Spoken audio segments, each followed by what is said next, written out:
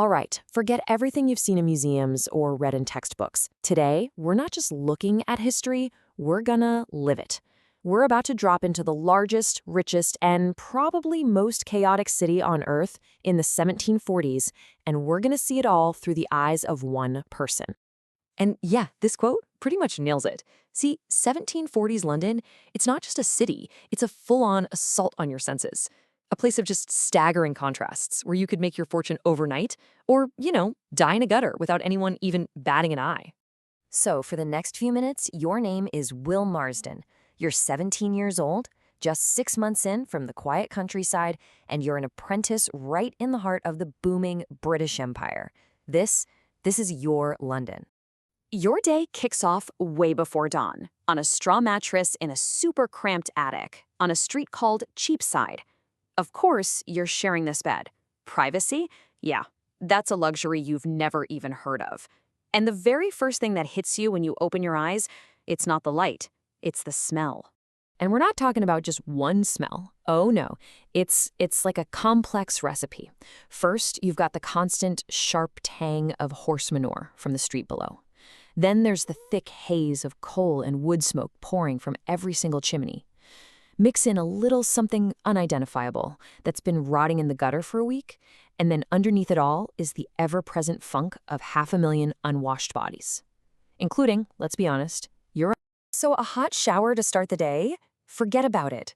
Your morning wash is basically a splash of cold, kind of brownish water that you had to haul yourself from a public pump yesterday after waiting in line for 20 minutes. Welcome to the reality of daily hygiene, where even the basics are a constant chore. So you work in what's called a haberdasher's shop, selling ribbons, buttons, lace, and it's on Cheapside.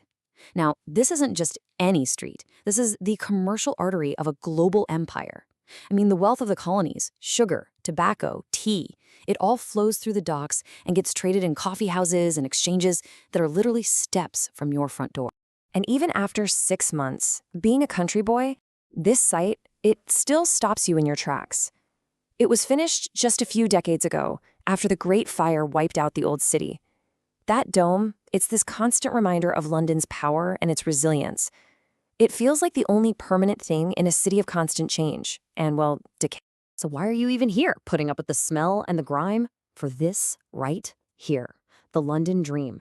And it's a clear path, but man, is it brutal. First, 7 long years as an apprentice. Then, you'll spend years as a journeyman just working for wages. And then, finally, if you're smart and tough and really, really lucky, you might become a master and open your very own shop. See, back home, your life was already decided for you. But here, for the first time, your future actually feels like it's in your own hands. Okay, so your master sends you on an errand, south of the river. And this means you have to face your biggest obstacle yet, London Bridge. And trust me, it is not what you're picturing. I want you to imagine a medieval skyscraper that's just been tipped over on its side across a river. For more than 500 years, this was the only bridge across the Thames in all of London. It was this dark, claustrophobic tunnel just jammed with shops, houses, and a permanent traffic jam of people, carts, and animals. Total chaos. And if you thought walking across it was nuts, going under it was pure madness. See, the bridge basically acted like a dam, creating these ferocious rapids. The watermen, they called it shooting the bridge, and it was a genuine gamble with your life, every single time. There was even a saying, there are 2 types of people in London, the wise and those who shoot the bridge. Back in the city, you get a glimpse of London's financial heart, and it's here you really see the massive chasm between the city's 2 extremes, incredible wealth and absolute desperation. On one side of the coin, you've got the Royal Exchange. This is where men in fancy silk coats are trading entire fortunes built on sugar and tobacco. And then, just a few streets away, you've got the gin shops. Fueled by a surplus of cheap grain and a desperate population, gin became the city's anesthetic. It was the stock exchange for the poor, where a couple of pennies could buy you complete oblivion. And the scale of this desperation is just staggering. 7 million gallons. That's how much gin Londoners were drinking every year during this time. It was an era that later became known as the gin craze. This was a city literally drowning its sorrows. So your master decides you need an educational day off. The lesson for the day? What happens when you break the law? So welcome to Hanging Day, a public holiday where the whole city pretty much shuts down to go watch people die. As you see tens of thousands of people all streaming towards the gallows, you have to ask yourself, is this really a sober act of justice? Or is this just the most popular and most brutal form of entertainment the city has to offer? The whole day unfolds like some kind of grim festival.